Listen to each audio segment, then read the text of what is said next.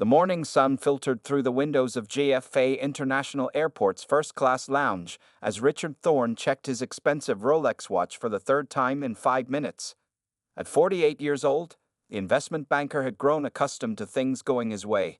His perfectly tailored charcoal suit, designer briefcase, and perpetual scowl spoke volumes about his personality. Flight 247 to Los Angeles will begin boarding in 15 minutes, announced a pleasant voice over the intercom. Richard barely looked up from his laptop, where he was finishing an email to his board of directors. The last quarter had brought in record profits for his firm, and he felt untouchable. As first-class passengers were called to board, Richard strode to the front of the line, rushing past an elderly woman who was organizing her boarding pass. The gate agent, a young woman with a patient smile, checked his ticket. "Have a pleasant flight, Mr. Thorne." He didn't bother responding. The aircraft's first-class cabin welcomed him with its familiar luxury.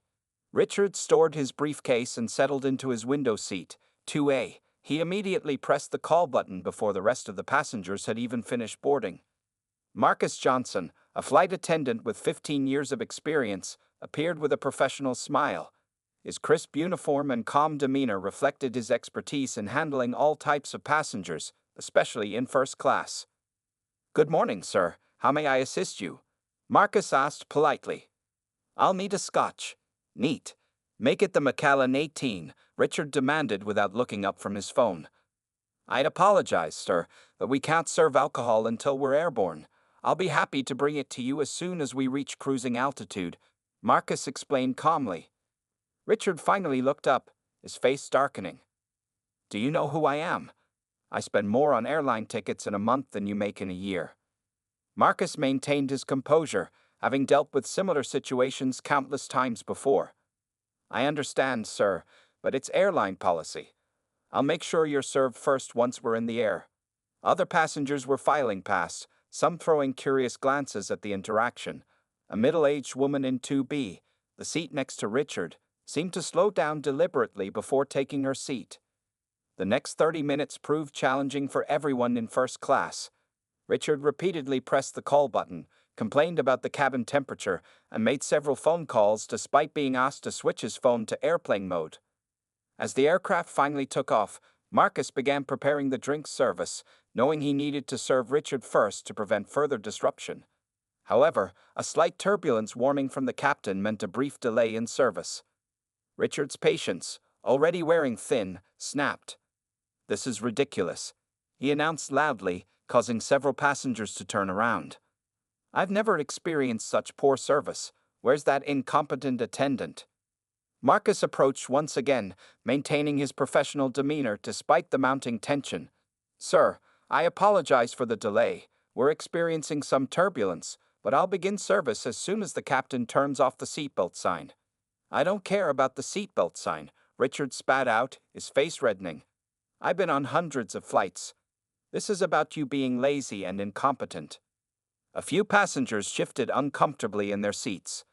The woman in 2B deliberately put down her magazine, her attention focused on the unfolding situation. 2 rows behind, a muscular man in a polo shirt sat up straighter, his military bearing evident in his posture. Marcus took a deep breath before responding. "Sir, I understand your frustration, but safety is our primary concern. I'll be happy to serve you as soon as it's safe to do so."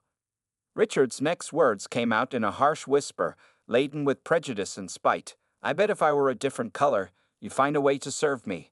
The cabin seemed to freeze. Marcus's professional smile remained, but something flickered in his eyes, a mixture of hurt and resignation that came from experiencing such situations far too often. A light ding sounded through the cabin, and the seatbelt sign turned off. Marcus straightened his already perfect tie and said quietly, "I'll get your scotch now, sir."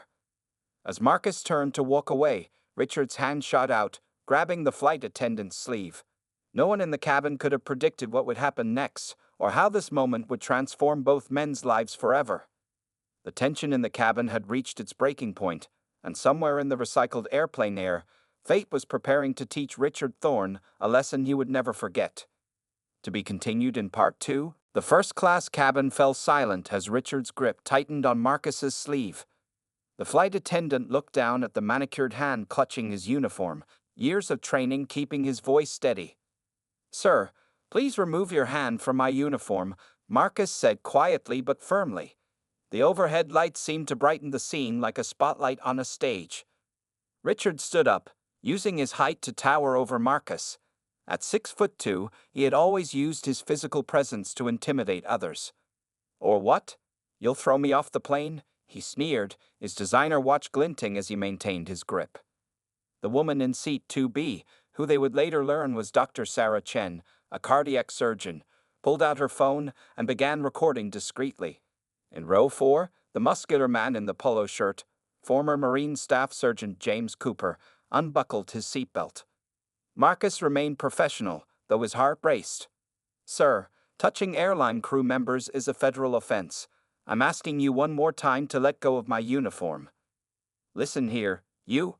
Richard's face grew redder as he started to spit out what was clearly going to be another racial slur, but suddenly his words caught in his throat. His free hand went to his chest, and his grip on Marcus's sleeve weakened. The color drained from Richard's face, replaced by an alarming gray pallor. Sweat beaded on his forehead, and his breathing became labored. I don't feel," he gasped. Marcus's training kicked in immediately. Despite the abuse he just endured, his duty of care took precedence. He gently helped Richard back into his seat as the banker's knees buckled. "Sir, are you experiencing chest pain?" Marcus asked, already reaching for the emergency medical kit stored nearby. Richard could only nod, his earlier arrogance replaced by naked fear. Dr. Chen jumped up from her seat. "I'm a cardiac surgeon," she announced, moving swiftly to Richard's side. "Sir, I'm going to help you. Can you rate your pain on a scale of 1 to 10? Richard held up 7 shaking fingers, his other hand clutching his designer tie as if it were choking him. Marcus's voice came clearly over the intercom. "If there are any other medical professionals on board, please identify yourselves to the crew. Also, please clear row 2 to give us space to work." The same passengers who had witnessed Richard's awful behavior minutes ago now moved quickly to help, passing forward the medical kit and clearing the area. Staff Sergeant Cooper helped coordinate the movement of nearby passengers to other available seats. Dr. Chen and Marcus worked in seamless coordination. While she assessed Richard's vital signs, Marcus retrieved the airplane's automated external defibrillator, AED. Standard procedure for potential cardiac events. "Mr. Thorne," Dr. Chen said firmly, "I believe you're having a cardiac episode. We need to act quickly. Do you have any history of heart problems?" Richard shook his head weakly, his eyes wide with fear. He tried to speak but could only manage a whisper. "I'm sorry. I'm so sorry." Marcus maintained his focus on the emergency at hand, helping Dr. Chen loosen Richard's tie and collar.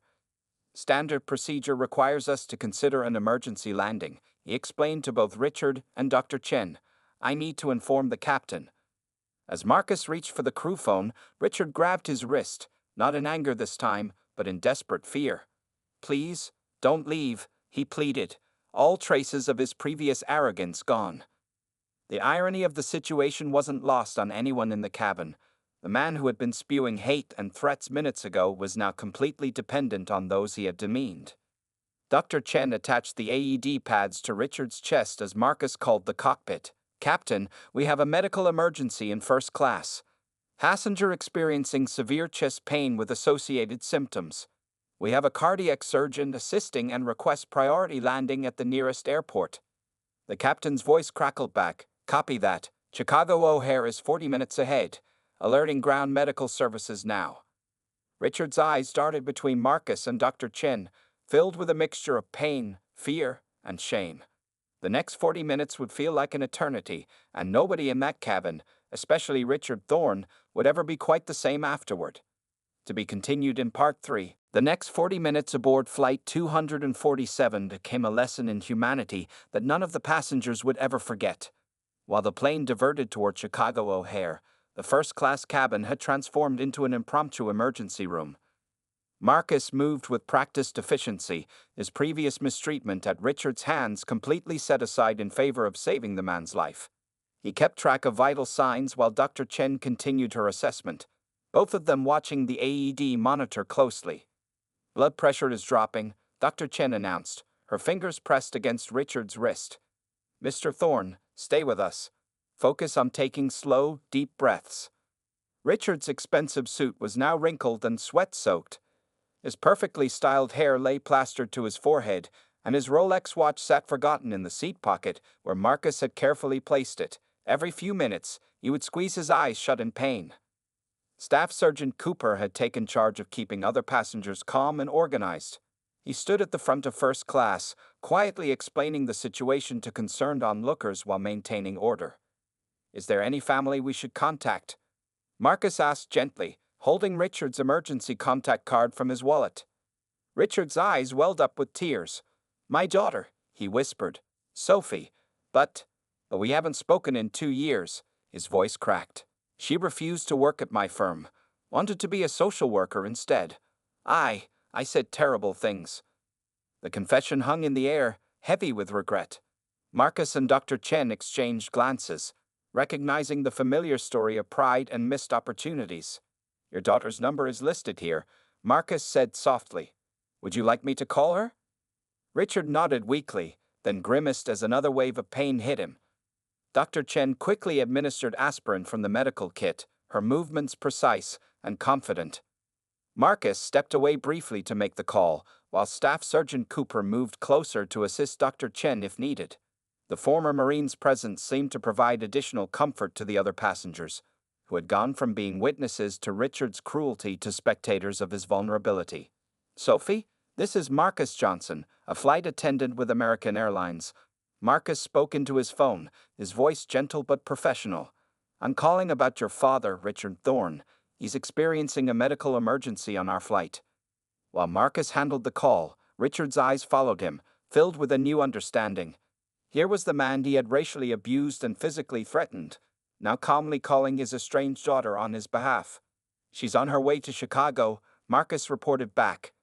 She said to tell you she loves you, Mr. Thorne." Richard's face crumpled, and for the first time, the other passengers saw past the expensive suit and arrogant demeanor to the frightened human being underneath. "I don't deserve any of this," he mumbled. "The way I treated you, the things I said." "Save your strength, Mr. Thorne," Marcus interrupted professionally. "We can discuss that after you're better." The plane hit a pocket of turbulence, causing Richard to moan in pain. Dr. Chen quickly checked his pulse again, her expression growing more concerned. "We need to lay him flat," she ordered. Marcus and Staff Sergeant Cooper worked together to recline Richard's seat as far as it would go. The former Marine's military training complemented Marcus's airline experience, their movements coordinated and efficient. 20 minutes to Chicago, the captain's voice announced over the intercom. "Emergency services are standing by." Richard's hand shot out again, grasping Marcus's sleeve, but this time the gesture was one of desperate gratitude rather than anger. "If I don't make it," he gasped, "please tell Sophie." "You're going to tell her yourself, Mr. Thorne," Marcus said firmly, checking the AED readings. "We're almost there." As the plane began its descent into Chicago, the first-class cabin remained hushed, every passenger aware they were witnessing more than just a medical emergency. They were seeing the dismantling of a man's prejudices in real time, forced by circumstance to confront the humanity of those he had previously judged unworthy. The landing gear deployed with a thud, and Chicago's skyline appeared through the windows. For Richard Thorne, it would be the beginning of a journey far more significant than any first-class flight.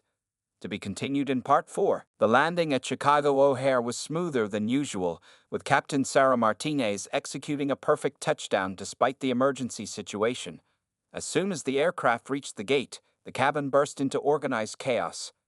Emergency medical technicians rushed aboard, their blue uniforms and medical equipment creating a stark contrast to the luxury of the first-class cabin.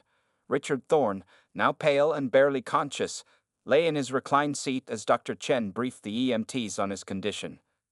"Male, 48, possible myocardial infarction. Started approximately 40 minutes ago. We've administered aspirin, and his vitals have been unstable," she reported professionally, stepping back to let the medical team work. Marcus stood nearby, still holding Richard's personal belongings, the Rolex watch, wallet, and phone that now seemed so insignificant compared to their owner's life. He watched as the EMTs attached their own monitoring equipment and prepared for transport. "Sir," one of the EMTs addressed Richard, "we're going to move you onto this stretcher. Try to stay still and let us do all the work." As they began to move him, Richard's eyes suddenly widened in panic. "Marcus," he called out weakly. "Marcus, please." Without hesitation, Marcus stepped forward. "I'm here, Mr. Thorne." "Will you?" Richard paused, fighting for breath. "Will you come with me? I don't want to be alone." The request silenced everyone in the cabin. The same man who had hurled racial slurs less than an hour ago was now pleading for companionship from the very person he had abused. The irony wasn't lost on anyone present. Marcus looked at his fellow flight attendant, Jenny, who immediately nodded. "Go," she said. "I'll handle everything here." Staff Sergeant Cooper stepped forward. "I'll help gather Mr. Thorne's belongings and bring them to the hospital," he offered, his military bearing still evident in his posture. As the EMTs carefully maneuvered the stretcher through the narrow aisle, other passengers moved aside respectfully. Some even reached out to pat Richard's arm or whisper words of encouragement. The same people who had witnessed his earlier behavior were now showing him compassion, a fact that brought fresh tears to Richard's eyes. In the terminal, a small crowd had gathered to watch the emergency response. Marcus walked alongside the stretcher, still in his crisp uniform, providing a calm presence amid the chaos. As they waited for the elevator to the ground level, Richard grabbed Marcus's hand.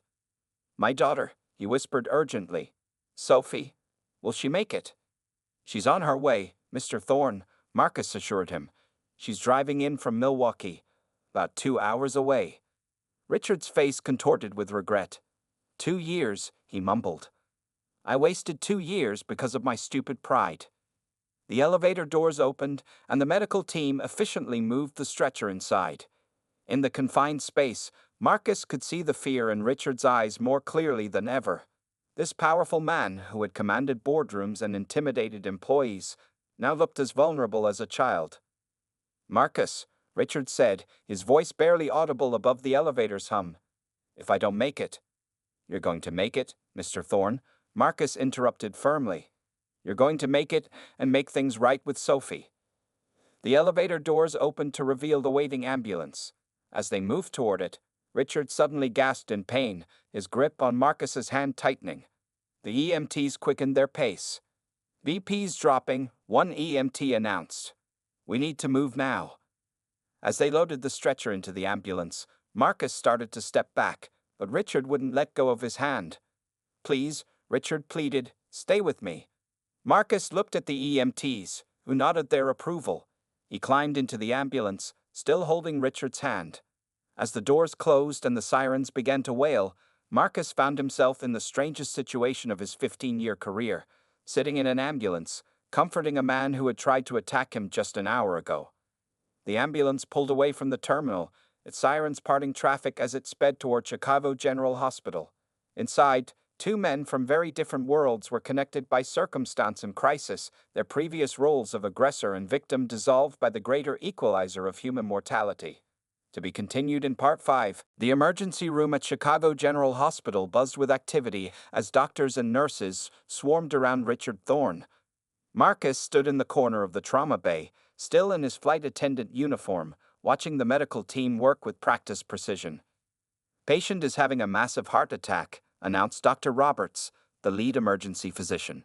"We need to get him to the cath lab immediately." Richard's designer suit had been cut away, replaced by a hospital gown. His Rolex and custom cufflinks lay forgotten in a plastic hospital belongings bag. In that moment, he looked nothing like the powerful investment banker who had boarded the plane. He was simply a frightened man fighting for his life. "Marcus," Richard called out weakly between the doctors working on him. "Are you still there?" Marcus stepped closer, careful not to interfere with the medical team. "I'm here, Mr. Thorne. If Sophie comes, tell her I'm sorry. Tell her she was right. Tell her—" His words were cut off by a sudden beeping from the heart monitor. "V-Tatch," shouted a nurse. "He's crashing." The medical team sprang into action.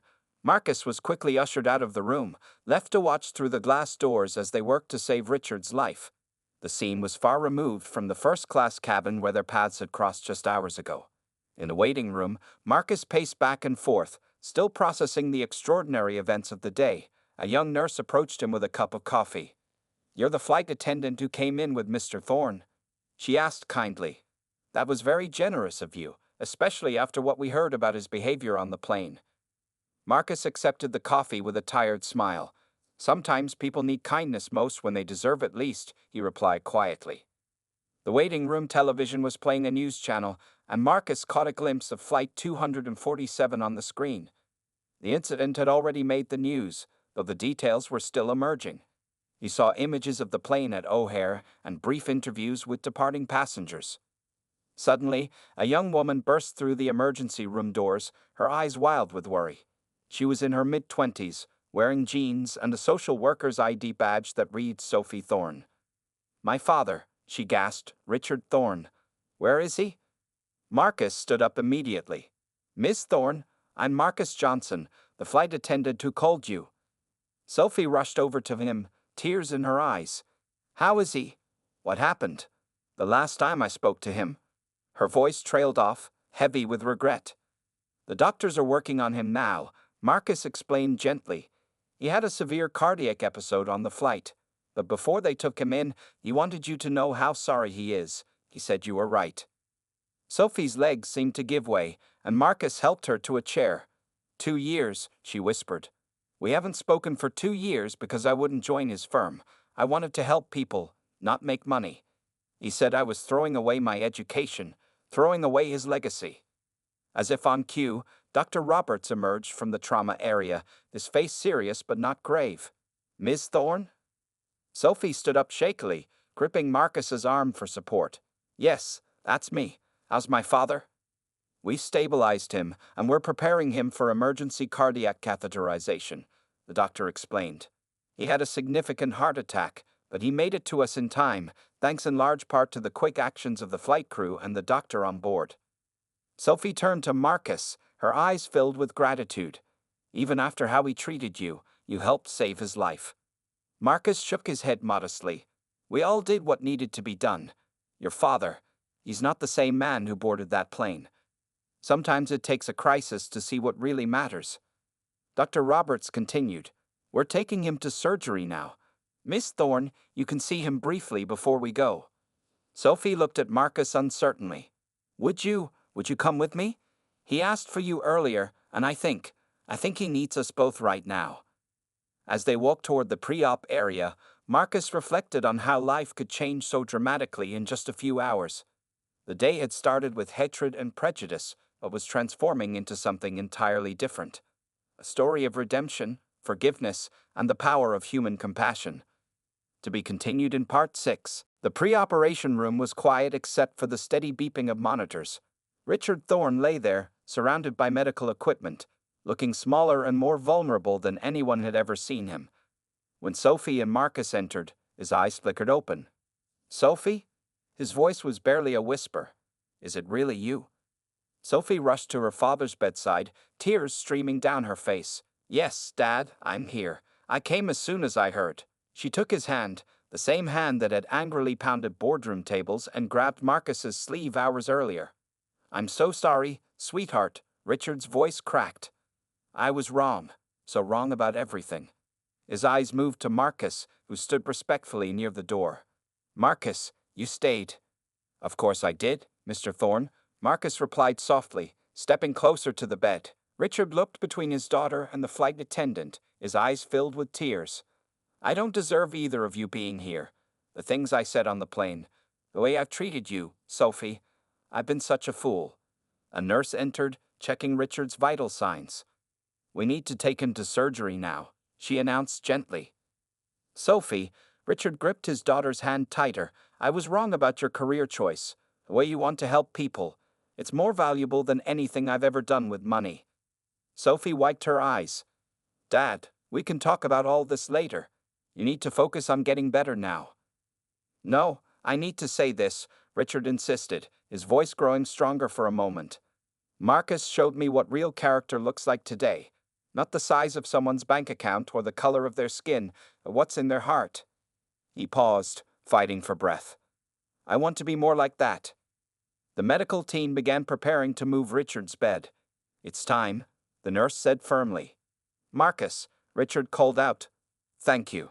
Not just for saving my life, but for showing me how wrong I've been. I promise you, if I make it through this." "When you make it through this," Marcus corrected him gently. "When I make it through this," Richard nodded weakly, "things will be different. I want to make amends." As they began wheeling him out, Sophie and Marcus walked alongside until they reached the doors marked "Authorized Personnel Only." Sophie hugged her father awkwardly around the medical equipment. "I love you, Dad," she whispered. "I love you too, sweetheart. I'm proud of you. I should have said that years ago." The doors swung open, and the medical team wheeled Richard away, leaving Sophie and Marcus standing in the hallway. They watched through the small windows until the gurney disappeared around a corner. Sophie turned to Marcus, wiping her eyes. "I can't believe you're still here after what he did. Most people would have just let the EMTs handle it and gone back to their job." Marcus smiled gently. "In 15 years as a flight attendant, I've seen all kinds of people at their worst moments. But I've also seen incredible transformations. Your father, something changed in him today. Sometimes it takes a crisis to break down the walls we build around our hearts." They walked back to the waiting room together, where they found Staff Surgeon Cooper had arrived with Richard's belongings from the plane. He handed the bag to Sophie. "Any news?" he asked. "They just took him into surgery," Marcus replied. "It could be several hours."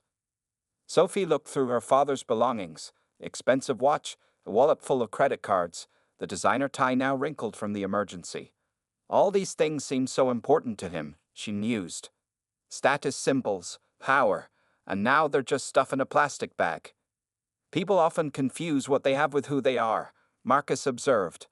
"Sometimes it takes losing everything to see what really matters." The three of them settled into the waiting room chairs, preparing for the long wait ahead. Sophie pulled out her phone and showed Marcus pictures of her work at the community center, sharing stories about the people she helped. Outside the hospital windows, the Chicago sun began to set, casting long shadows across the waiting room. Somewhere in the building, surgeons worked to save Richard Thorne's life, while in the waiting room, an unlikely group of people demonstrated the very best of humanity. To be continued in Part 7. Hours ticked by slowly in the surgical waiting room. The bright fluorescent lights stood in stark contrast to the darkness that had fallen outside. Sophie had dozed off briefly, her head resting on her folded jacket, while Marcus remained alert, still in his slightly wrinkled flight attendant uniform. Around midnight, Dr. Gibson, the cardiac surgeon, emerged through the double doors. Sophie immediately jumped to her feet, with Marcus standing supportively beside her. "Miss Thorne?" Dr. Gibson approached them, removing his surgical cap. His expression was tired but held a hint of optimism. "Your father made it through the surgery. We placed 2 stents to open his blocked arteries. The next 24 hours will be critical, but he's stable." Sophie let out a sob of relief, and Marcus steadied her with a gentle hand on her shoulder. "When can we see him?" she asked. "He's in recovery now. Once we move him to the IQ, you can visit briefly. He'll be heavily sedated, but he might be able to hear you," Dr. Gibson explained. Staff Surgeon Cooper, who had stayed all this time, stood up. "I should head out, but please keep me updated." He handed Marcus his card. "What happened today? Well, let's just say it restored some of my faith in humanity." After Cooper left, a nurse led Sophie and Marcus to the IQ. Richard lay surrounded by machines, looking nothing like the intimidating businessman from the plane. Various tubes and wires connected him to monitoring equipment, and his chest rose and fell with the help of oxygen support. Sophie approached her father's bedside, gently taking his hand. The same hand that had once signed million-dollar deals, that had angrily gestured at Marcus on the plane, now lay pale and still against the white hospital sheets. "Dad," she whispered, "I'm here. You need to get better, okay? We have so much to talk about." Marcus watched from the doorway, feeling like both an outsider and an essential part of this family drama. Richard's eyes fluttered open briefly, focusing first on Sophie, then shifting to Marcus. Though he couldn't speak around the breathing tube, his eyes conveyed volumes. A slight movement of his hand caught Sophie's attention. Richard was trying to make a writing motion. The nurse quickly brought a small whiteboard and marker. With trembling fingers, Richard wrote 3 shaky words: "Sorry, And thank you. Mr. Thorne, Marcus stepped forward. You don't need to. Richard shook his head weakly and wrote again. Need to make right. Sophie squeezed her father's hand. Dad, just focus on getting better. Everything else can wait. The nurse checked the monitors and adjusted some settings. He needs to rest now. You can come back in a few hours. As they left the IQ, Sophie turned to Marcus. I can't believe you're still here. Don't you need to get back to work? Marcus smiled. I called the airline. They've given me emergency leave. Sometimes being human is more important than following schedules. The way you treated my father, after what he did. Sophie shook her head in amazement. You showed him more kindness than he deserved. Maybe, Marcus replied thoughtfully, but that's exactly why he needed it. Sometimes the people who act the worst are the ones who need kindness the most. They walked to the hospital cafeteria, both exhausted but neither ready to leave. Over coffee and vending machine sandwiches, Sophie shared more about her work with at-risk youth, and Marcus talked about his years of dealing with all types of people at 35,000 feet. You know, Sophie said, stirring her coffee, I think this might be exactly what Dad needed. Not the heart attack, obviously, but this wake-up call. Seeing real humanity in action. Marcus nodded. Life has a way of teaching us the lessons we need to learn, even if we're not ready to learn them. Through the cafeteria windows, the first hints of dawn were beginning to appear. A new day was coming, bringing with it the promise of change and redemption. Upstairs in the IQ, Richard Thorne slept, his body healing not just from physical trauma, but from the deeper wounds of prejudice and pride. For all three of them, Richard, Sophie, and Marcus, this was more than just a medical emergency. It was the beginning of a transformation that would ripple out far beyond the walls of Chicago General Hospital. To be continued in Part 8. 3 months after the fateful flight incident, Marcus Johnson stood in the crew lounge at JFK International Airport, preparing for another day in the skies. The events of that dramatic day had faded into routine, though he often thought about Richard Thorne and Sophie. As he checked his flight schedule, a commotion at the lounge entrance caught his attention. Richard Thorne stood there, looking markedly different from their last encounter. Gone was the arrogant stance and cold expression. Instead, he appeared humbler, wearing a casual suit without his usual expensive accessories. Marcus, Richard called out, a warm smile spreading across his face. Behind him, Sophie stood beaming, holding what appeared to be a large envelope. Mr. Thorne, Marcus responded, genuinely surprised. This is unexpected. How are you feeling? Please call me Richard, he said, stepping forward to shake Marcus's hand. I'm doing much better, thanks to you and the changes I've made in my life. The three of them sat down in the crew lounge, where Richard began sharing the transformations of the past 3 months. He'd stepped down as CEO of his investment firm, choosing instead to focus on something more meaningful.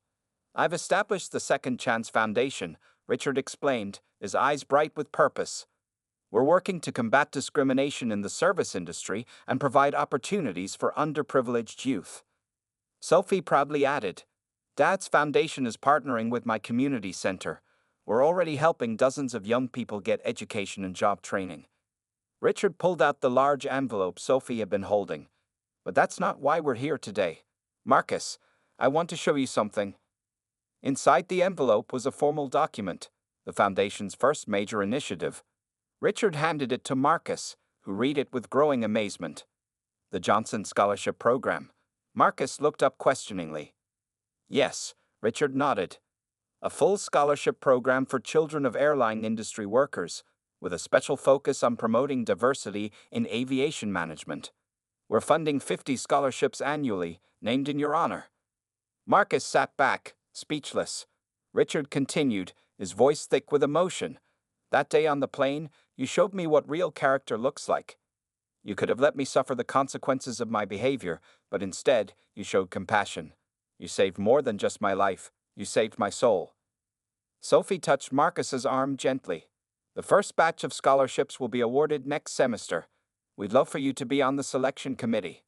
I don't know what to say, Marcus finally managed. Then let me say something. Richard stood up, addressing not just Marcus but the entire crew lounge, which had fallen silent. 3 months ago, I was a man filled with prejudice and pride. I judged people by their appearance and their bank accounts. It took a heart attack and the kindness of someone I had wronged to show me how wrong I was. He turned back to Marcus. You didn't just save my life that day, you showed me how to live it better. The foundation, these scholarships, they're not just about making amends. They're about creating lasting change. Other crew members had gathered around, many recognizing Richard from the news stories about the incident. Some were even crying as they listened to his words. The scholarship program is just the beginning, Sophie added. We're working on industry-wide initiatives to promote respect and understanding between passengers and crew members. Marcus finally found his voice. Mr. Thorne, Richard, this is incredible. But you didn't have to. Yes, I did, Richard interrupted gently. Because sometimes the greatest gifts come from our worst moments. That day showed me what really matters in life. It's not about the money we make or the power we hold. It's about how we treat each other. As they stood to leave, Richard handed Marcus a business card. The Foundation's first board meeting is next month. We'd be honored to have you join us. Watching father and daughter walk away, Marcus held the business card and scholarship documents in his hands. The crew lounge buzzed with excited conversation, but he barely heard it.